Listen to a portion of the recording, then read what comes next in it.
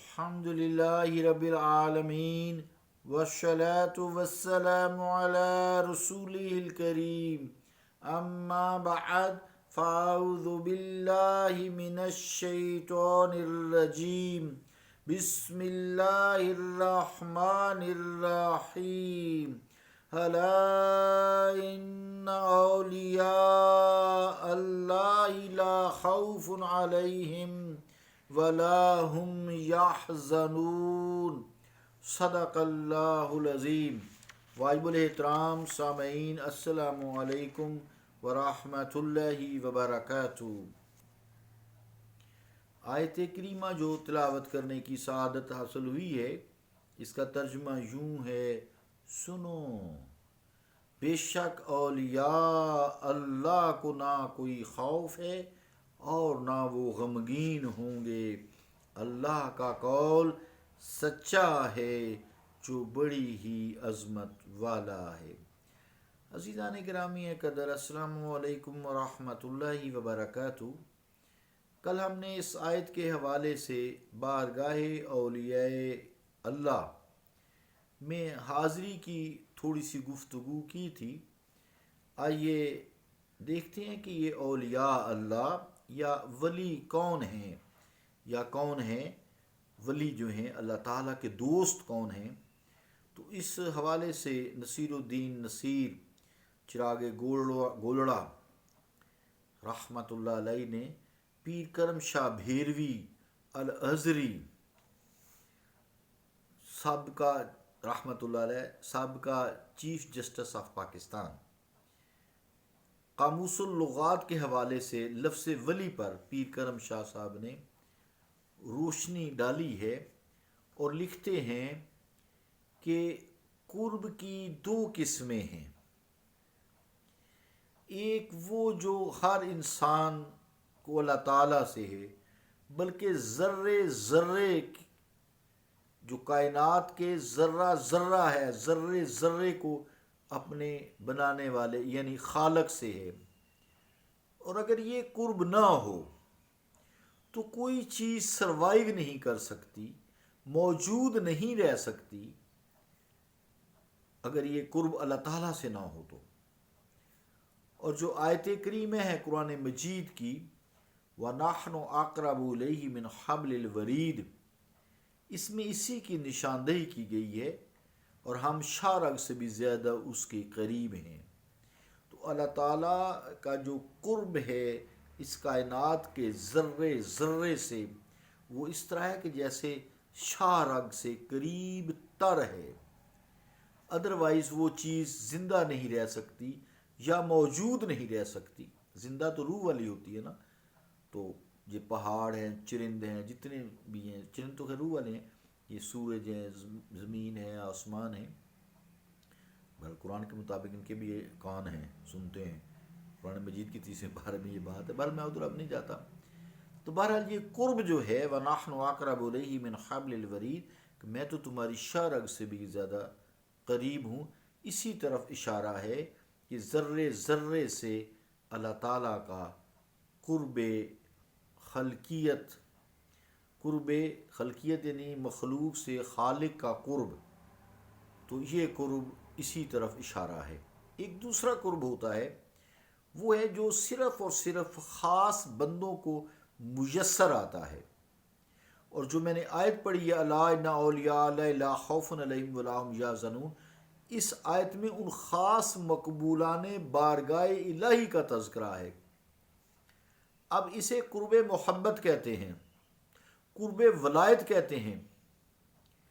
اب ان قرب کی دو جو قسمیں ہیں، ایک جو ہر ایک سے ہے اور ایک خاص سے ہے، قرب خاص اور قرب عام۔ ان میں سوائے اشتراک نام کی کوئی وجہ اشتراک نہیں۔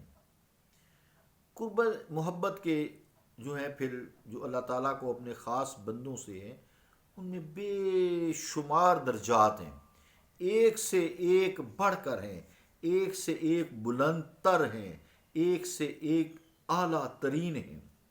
لیکن جو ایمان ہے وہ شرط اول ہے۔ ایمان، اللہ کی ذات و صفات میں کوئی شریک نہیں۔ تمام رسولوں پر ایمان، رسول کریم صلی اللہ علیہ وسلم اللہ کے آخری رسول ہے ہماری امت کے لیے خاص طور پر،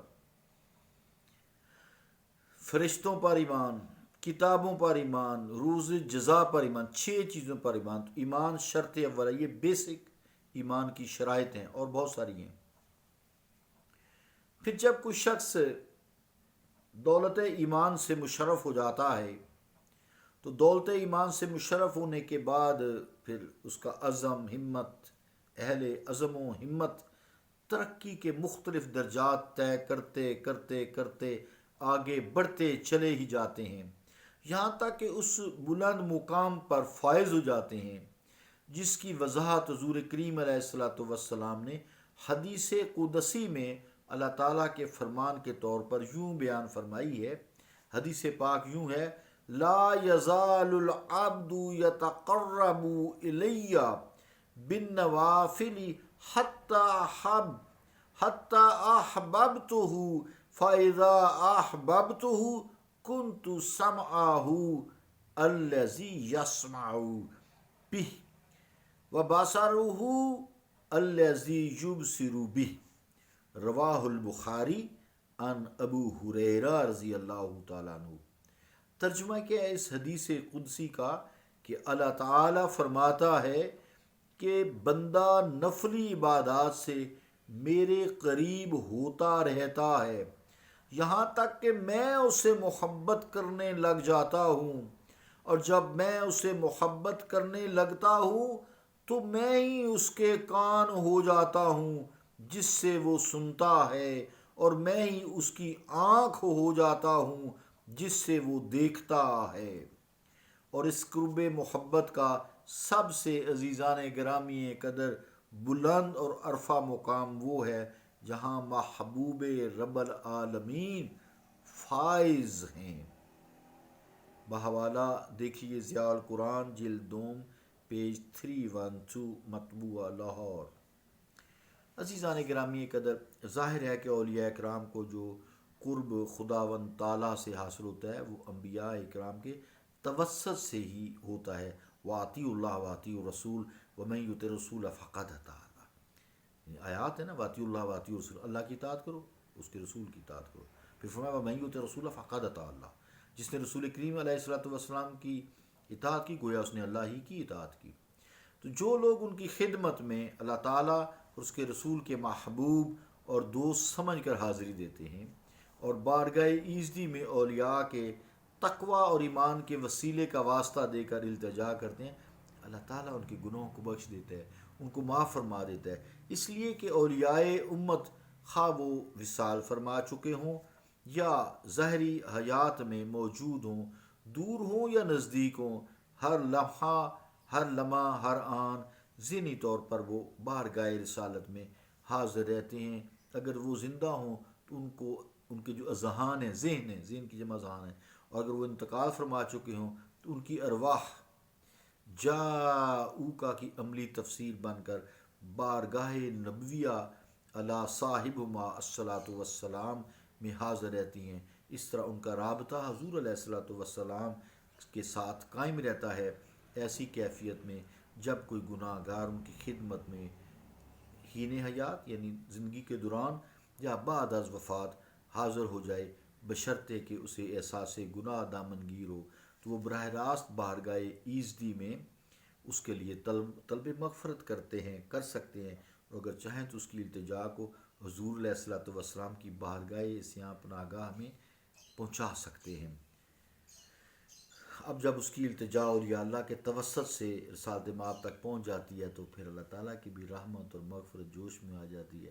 لَوَجَدُ اللَّهَ تَوَّابًا رَحِیمًا، جس کا اللہ تعالیٰ نے وعدہ بھی کیا ہے کہ ان اللہ لا یخلف المیعاد، اللہ تعالیٰ جو ہے اپنے وعدے کے خلاف نہیں کرتا، کیونکہ اس نے وعدہ کیا ہے اس آیت میں جو ہم نے پیچھے پڑھ کے آئے ہیں کہ وَلَوْ أَنَّهُمْ إِذْ ظَلَمُوا أَنفُسَهُمْ جَاءُوكَ، اگر وہ اپنی جانوں پر ظلم کر بیٹھے تھے، جاؤکا آپ کی خدمت میں حاضر ہوتے، فاستغفر اللہ تو پس اللہ تعالیٰ سے مغفرت طلب کرتے، واستغفر لهم الرسول اور رسول کریم علیہ الصلوۃ والسلام بھی ان کے لیے مغفرت طلب کرتے، لوجد اللہ توابا رحیما، تو اللہ تعالیٰ کو توبہ قبول کرنے والا رحیم پاتے۔